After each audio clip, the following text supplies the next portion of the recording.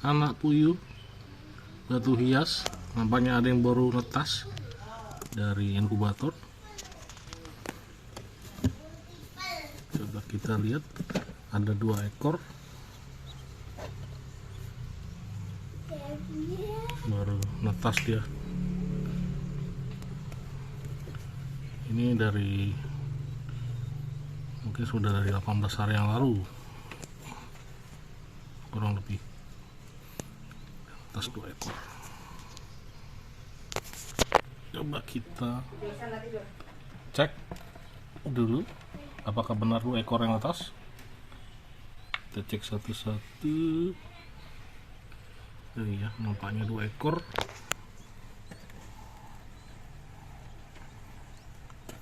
Pelan. Takutnya telurnya ada yang jatuh.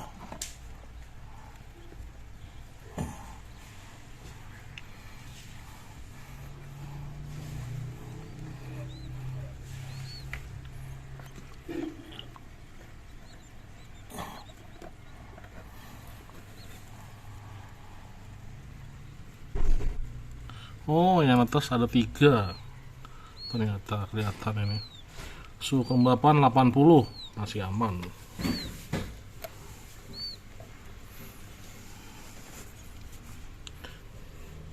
Kita lihat 3 yang netas, dan kemungkinan ada yang keempat juga yang netas.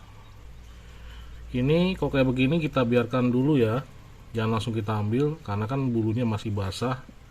Kita tunggu sejam kemudian baru kita pindahkan ke inkubator pembesaran untuk anak DOC, anak puyuh batu hias. Tuh.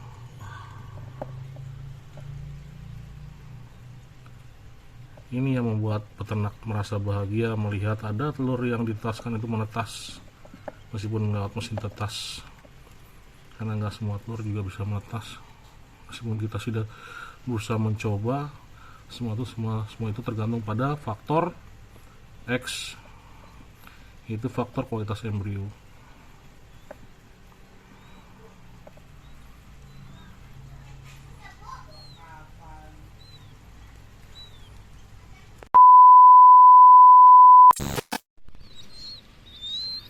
Ini adalah penampakan dari yang puyuh batu baru menetas. Tuh, gedenya hanya 2 ruas jari. Begitu kecil mereka dan begitu lucu dan imut. Dan ini hasil telurnya rata-rata telur yang pecah itu tanggal 25 bulan Januari, sekitar hampir 18 hari, 16 sampai 18 hari. Sesuai dengan perhitungan antara tanggal segitu mereka menetas. Dan ini mereka termasuk yang menetas dengan sehat bagus.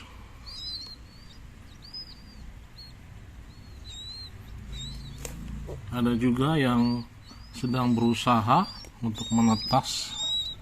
Ada 1 telur. Ini dia. Dan ini nampaknya sudah kering, harus kita bantu ini. Sebenarnya kalau untuk telur-telur yang belum menetas murna, belum lepas cangkangnya, itu ada potensi resiko dia masih menempel layar prematur. Ketika kita paksa buka cangkangnya, dia bisa mati. Tapi kalau untuk kasus ini, dia sudah bentar lagi akan keluar dari cangkangnya, harus kita bantu biar segera keluar dari cangkangnya. Kita harus melakukan operasi, kalau pada manusia itu operasi sesar, kalau pada puyuh operasi sesar puyuh. Bantu ini, coba kita bantu ini, kita buka cangkangnya, dan ini ada kepalanya tuh sudah muncul dan badannya sudah muncul.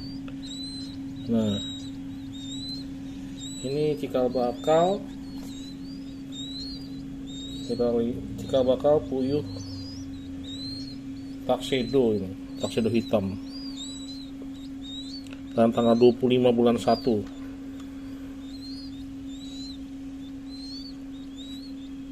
25 bulan 1, kurang lebih 18 hari menetas.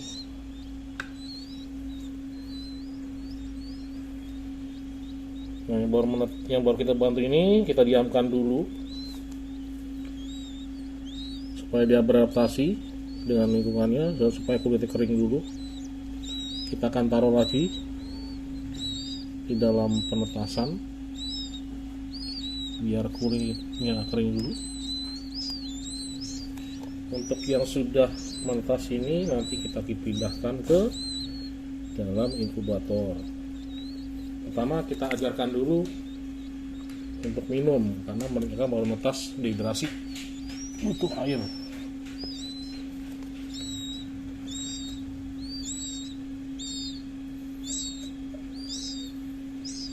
Ini caranya ya harus kita bantu. Kita bantu untuk minum seperti ini. 1, 2, 3. Ini juga kita bantu 1, 2, 3. Yang ini udah minum sendiri, pinter deh. 1, 2, 3. Ya, harus kita kenalkan cara minum biar dia bisa untuk mengenal kalau haus dia harus minum. Baru nanti selebihnya dia akan mencontoh senior-seniornya untuk makan dan minum di dalam inkubator. Perlu diketahui puyuh batu hias ini ukurannya sangat mini, kecil. Beda dengan puyuh-puyuh biasa, puyuh petelur, puyuh pedaging, atau puyuh hutan. Dia ukurannya mini. Untuk anaknya saja sekitar 1 ruas jari atau 2 ruas jari. Untuk induknya ukurannya hanya sekepal tangan saja untuk yang dewasa. Jadi benar-benar kecil dan lincah mereka ini. Masih kecil mereka sama saja mukanya, seperti mirip kayak anak ayam tapi versi mini. Kalau dibandingkan dengan anak ayam jauh ukurannya. Lucu dan menggemaskan. Hari ini Jombang Quail Farm kedatangan 4 anak puyuh yang menetas. Selamat bergabung dalam keluarga Jombang Quail Farm. Ada yang calon puyuh tuxedo, ada yang calon puyuh silver dan puyuh putih. Ini kita pindahkan ya ke inkubator pembesaran. Selamat bergabung. Agak banyak mungkin nanti akan kita pindahkan nanti yang sudah agak gede untuk mengurangi jumlah populasi di inkubator karena terlalu banyak juga tidak terlalu bagus. Jadi idealnya untuk yang ada di inkubator ini harus yang seumuran, maksudnya ya lahirnya jedanya nggak terlalu jauh lah, 1 hari 2 hari sampai seminggu lah. Jangan sampai berbeda 2 minggu 3 minggu karena takutnya kalau kita terlalu jauh umurnya nanti yang agak besar itu akan menginjak-injak yang paling kecil, menyebabkan DOC yang baru lahir 1-2 hari itu akan terinjak-injak dan bisa mati juga mereka nanti. Kadang-kadang mereka juga suka jahil nih, yang udah gede-gede suka mematok-matok yang kecil nih, terus dilempar ke tempat air. Itu menyebabkan puyuh-puyuh yang baru umur 1-2 hari itu suka basah badannya dan menjadi sakit dan mati. Nah makanya harus kita pisah, jangan digabung. 2,000 years later. Dan ini yang tadi kita bantu kelahirannya lewat sesar, yang sebenarnya kondisinya sudah hampir 100% netas, cuma dia agak kesulitan, tapi kondisi telurnya sudah hampir terbuka semua, tapi dia masih kesulitan untuk keluar dan sudah tidak terlalu banyak cairannya, bisa kita bantu. Tapi kalau yang masih prematur belum pecah semua itu jangan coba-coba untuk kita paksa lepas kulitnya karena nanti akan menyebabkan mereka mati. Berdasarkan dari pengalaman juga kita pun coba, mungkin karena tangan para peternak pemula ini gatal ingin membantu, dicoba dikopek, dan akhirnya malah membuat kulit yang masih baru yang menempel pada cangkang telurnya menjadi ikut ketarik dan menyebabkan terluka dan akhirnya mati. Nah, kita harus sangat hati-hati sekali nih kalau dalam membantu proses keluarnya embrio puyuh batu yang sudah saatnya keluar dari cangkang. Kita harus hati-hati sekali. Salah-salah dia bisa mati, atau salah-salah dia bisa cacat juga. Jadi baik biarkanlah secara alami. Tapi kalau kasus tadi dia sebenarnya sudah hampir 100% dan bisa kita bantu, jadi tidak masalah. Dan ini dia sedang proses adaptasi untuk meluruskan badannya supaya dia bisa seperti puyuh-puyuh normal lain yang baru lahir, yang baru menetas. Nah, ini lagi menunggu kulit-kulitnya juga kering, kulit muda dan bulu-bulunya kering, dan nanti kaki-kakinya itu akan dilatih untuk berdiri, dan ini butuh waktu. Namanya tadi mereka selama 18 hari proses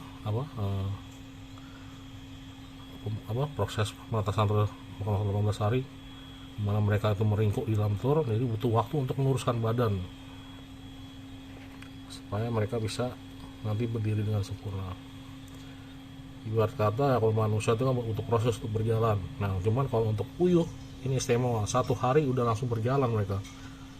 Makanya butuh proses juga nih untuk recovery dia keluar dari cangkang telurnya, butuhkan tenaga. Nah, ini lagi berusaha untuk merenggangkan, untuk berdiri. Nah, nanti kalau sudah ada tenaga berdiri, dia akan coba berjalan dan mengeluarkan suara kicauan. 2,000 years later. Ini penampakan berapa jam kemudian puyuh yang kita bantu kelahiran sesarnya yang kita coba buka cangkangnya, dan sekarang dia sudah bisa berjalan setelah beberapa jam kemudian, dan bulunya sudah kering. Nah, seperti saya bilang, dia mulai berkicau, memanggil induknya atau teman-temannya, karena tadi sudah kita gabungkan dengan teman-temannya.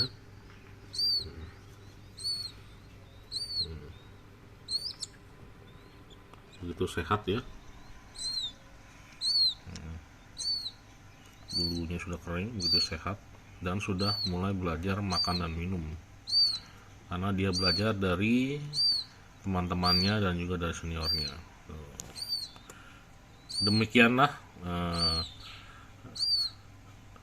konten dari Jubang Quail Farm, mulai dari kita tadi dari kita mengambil telur dari kandang, kemudian kita mulai menomorkan telurnya dan kita masukkan dalam inkubator, dan ternyata setelah beberapa jam kemudian ada yang menetas juga telurnya, dan ini salah satunya telur yang menetas yang kita bantu, yang netasnya tidak sempurna karena dia masih terperangkap dalam cangkang telurnya, dan kita bantu proses penetasannya. Dan ini hasilnya dia sehat-sehat dan kondisinya bagus. Terima kasih sudah menonton channel kami.